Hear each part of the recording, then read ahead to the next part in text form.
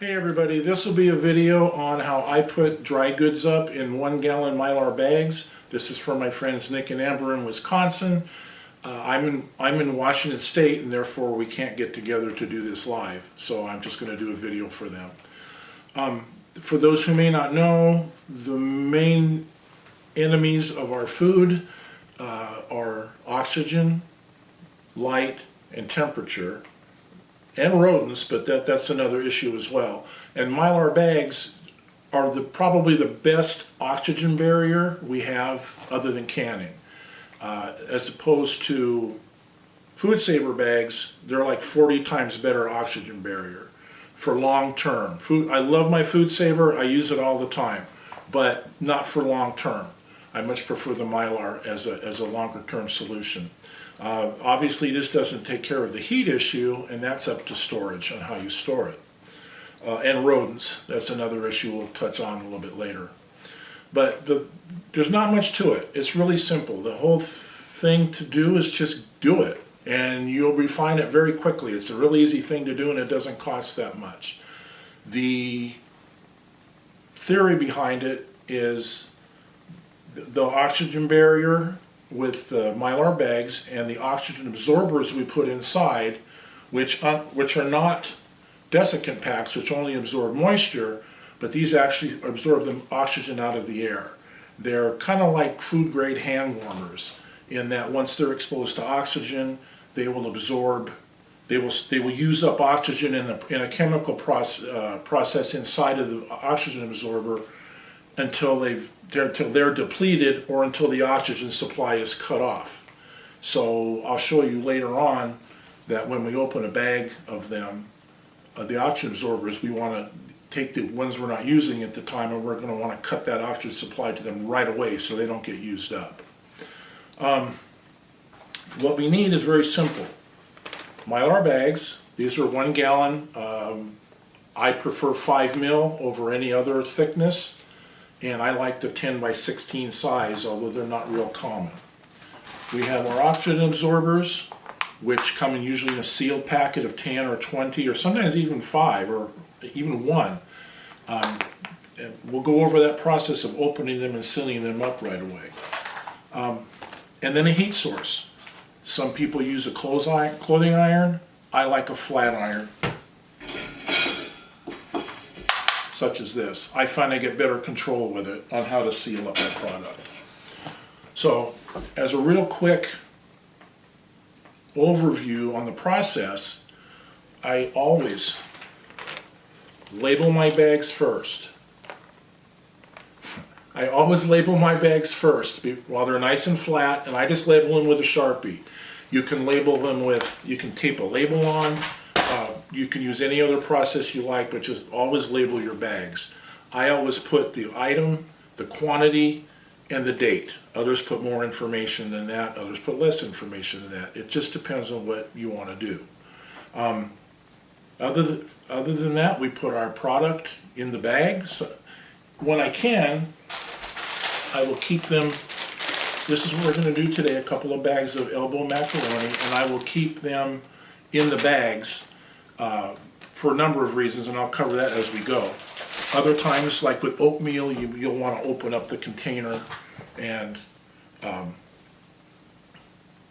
dump it inside, or maybe divide it up if you want to divide it up in smaller bags or whatever. And what I do is always include directions. A lot of people don't do that. That's why I like to keep them in the containers if possible. That way the directions are right on the bags. In other cases, if they're in boxes, if they're packets in boxes, I'll pull the packets out and I will cut out the directions from the boxes before I throw them out and slip them inside with the food. With every package I do that. But that's just how I do it. A lot of people don't put them in anything. I would rather, especially if it's an emergency situation, have the directions so you get it right the first time and not have to experiment and waste any of the food, especially if it's some kind of a prepackaged thing like a side dish or something, or a starter dish that you're putting up. But anyway, you put the product in the bag, drop the oxygen absorber in, and you push out what air you can, or I'm going to do it a little differently, and you'll see. I draw it out with my food saver, but you can then seal it with an iron or a flat iron or what have you, and within the next 24 hours or so, those oxygen absorbers will go to work, and they will absorb the oxygen. Typically draw the bag in like you see, like the bricks of coffee you get. It draws them in tight like that, and then you know for sure the oxygen's been absorbed in there. For a 1 gallon bag, let me back up. Your oxygen absorbers are typically they're in different increments, they're different sizes. 300 cc, 2000 cc, 500 cc. My rule of thumb for 1 gallon bags is, for normal items, is 1 300 cc oxygen absorber. If I'm doing pasta or something with a lot of air content, I'll put 2 in. For a 5 gallon bag in a bucket, for bulk items, I will typically put in a 2000 cc oxygen absorber to take care of that. And that's always been adequate for me. Often I'll overkill it with 2000 cc. I'd rather overkill it than not have enough. But that's pretty much it. Now we'll just get to the process and go from there. Good. All right, now we're going to get to the actual process. In this case, I'm keeping the food in its package for a number of reasons. One I didn't cover earlier, besides the directions, is this is pasta, and it can have sharp edges. Therefore, those sharp edges can puncture the Mylar. If I can, I have an extra barrier for that in the package itself. But what I want to do is get the oxygen out as much as I can from inside of this. And if it's sealed, it can't get out. So I will riddle it with holes. I used to poke a bunch of holes in it so when the oxygen absorber compresses the bag, it would compress down on the food and help get some of the oxygen out. I ended up buying a little tool on eBay. It was $3. It's a little leather working tool. It's like a little spur. I think it's for marking your holes for stitching in leather. This is wonderful. If you do a lot of this, something like this would be helpful if you do this process. So I've already done one of them. I'm going to do the second one. I hope it's not too loud. Bear with me on that. But I'm going to put holes through both sides, other than where the directions are, and then we'll go from there.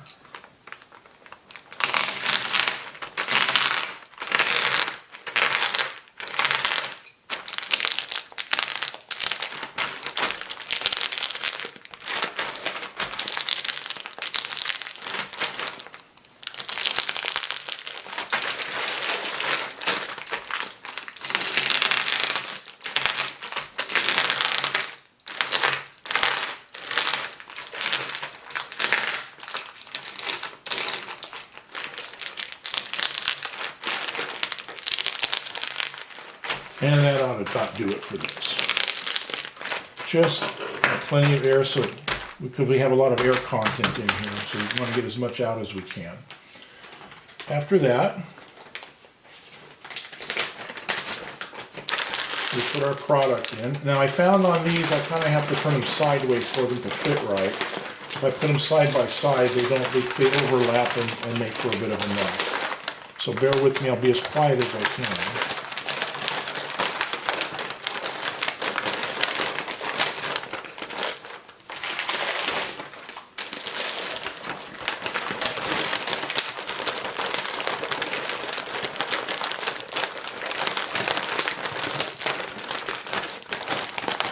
That should work. I'm not real particular on how the items sit in the bags. Other people are, as long as they're reasonably even. After this, once I open the oxygen absorbers and drop the one in that I'm going to use, the 2 in that I'm going to use, because this is pasta and has more airspace. Then I'm going to seal it with I'm going to get what air I can out. A lot of people will just push the air out and then seal it and let the oxygen absorber draw it down. One advantage to that is if you want to arrange your food to flatten it out or whatever for storage, you can do that. I draw the excess out with my food saver. It's overkill, I know that, but to me it's just gives the oxygen absorbers less work to do. And when you do that and you draw it down, you can't arrange anything. So that's one disadvantage to that. So the way I typically will do this, this has already been, the package of these I had already opened. So this is a food saver bag. A lot of people will take the ones they're not going to use at the time and put them in a mason jar with, and obviously put the lid on to seal it off from oxygen. And they'll use up that little bit of oxygen inside, and then they'll just sit till you're ready to use next time. When I do that, I have rice. I just put rice in there to take up airspace, so there's even less air in the mason jar for them to use, or for the oxygen absorbers to be used up. But that's not really necessary. So what I'm going to do now is I'm going to cut this bag open, take the two out that I'm going to use, seal these back up with the vacuum sealer. This is a little vacuum sealer I bought for $40 just for this. This isn't my regular food saver. I figured I'd less wear and tear on that one for a $40 vacuum sealer from Cabela's. But then I'll seal these up and then I'll get started.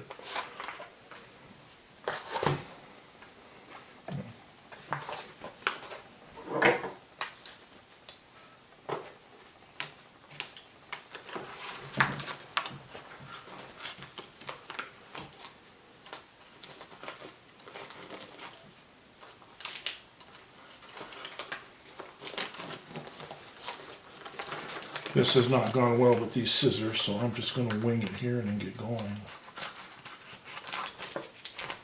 That will work.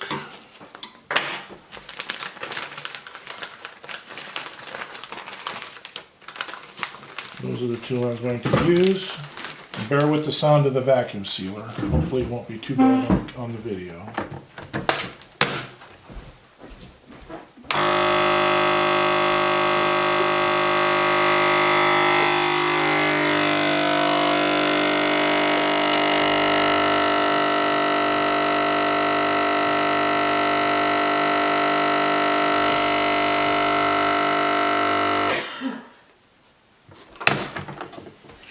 Now these are all safe and ready to use next time.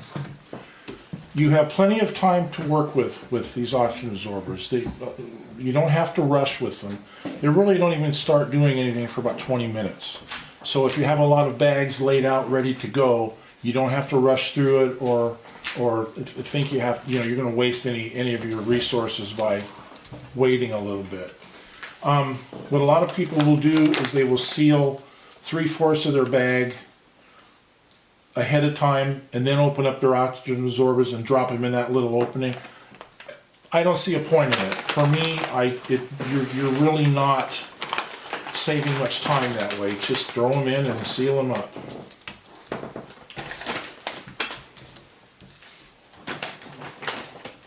Alright, there are my two oxygen absorbers. Now what I will do is with my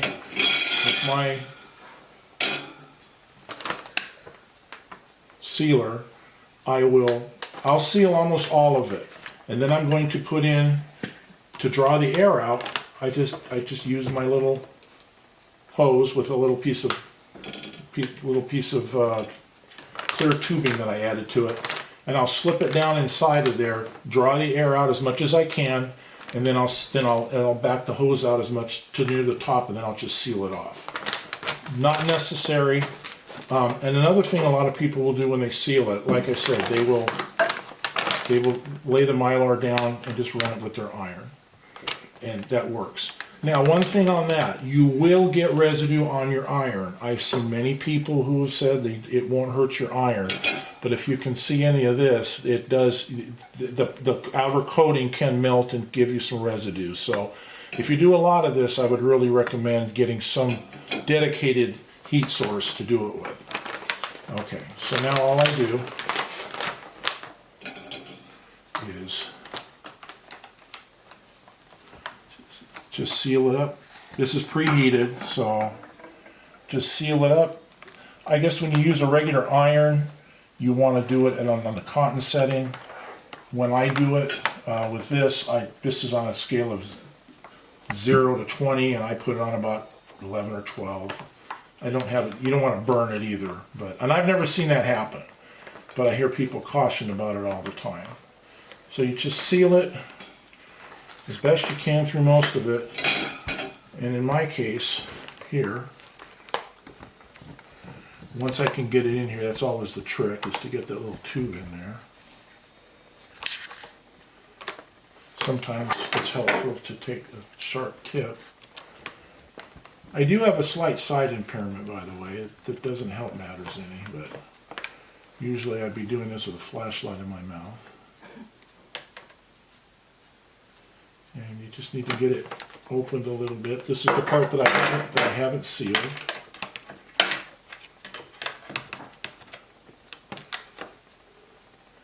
And I just screw that up a little bit, but let's see. There we go. I'll just stick that down inside. Here again, this is not necessary, and it's kind of, a lot of people will say it's overkill and knock yourself out. That's fine with me. And then I just draw the air out as much as I can.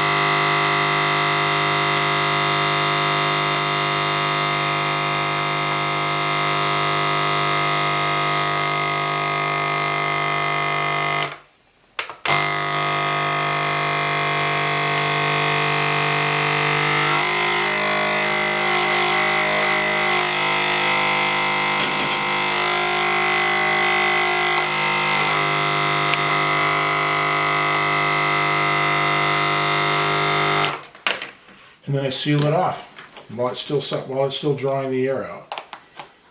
And in the end, this will look like this later on. You can see it doesn't draw it down nearly as far. Once the oxygen absorbers do their work, they'll draw them down even further, and then you really know you've got an oxygen-free environment for your food. But that's it. Same product, same 2 bags. This is just one I did earlier. You can see how it's drawn down. Now, one other thing I'll do, I should have covered earlier. If I'm doing something like a side dish, these are great for your preps. I can put some freeze-dried meat, freeze-dried vegetables in, and I can make a pretty good meal out of it easily with just boiling water pretty much. And what I'll do with something like this is I will, instead of riddling it, it's just got seasonings in it, so I'm not going to riddle it with holes. I'll just run a line of holes up at the top so that when the bag draws down, it will push out whatever's in that bag. And make sure you get all the oxygen out. And the one thing I will do on top of that is I will cut down, I've just cut the box up, cut the directions out. And I'll put them down inside the bag along with the food. There's your directions, tips on, how you might want to enhance it, nutritional information, what have you. And then in the end, those will look more like this, and you can see the box there with the directions. And you can see how this is drawn down. There are 4 of these jambalaya packs in there. And then you can see here's the box. After it's drawn down tight, you can actually see the outline of the box. And that's how I typically do it. Other than that, when you go to store your food, I put these in totes of some sort, just for an extra layer of protection from rodents. I don't have a rodent problem, but you always want to organize them somehow anyway. And I get just from Costco, I get the black totes with the yellow lids and put them in those. I have stacks of them. And then I have a friend who lost their food to rodents when they didn't put them in other containers. Mice were eating through the Mylar bags by themselves. How they know there's food in there? Theoretically, they couldn't smell it, but they did. He lost a lot of his food that way. So I recommend you find a good storage system for your food. And it's a different issue with the large bulk storage in 5-gallon buckets. The 5-gallon buckets take care of that problem. So anyway, that is it. Amber, call me if you have any questions. Thanks, everybody.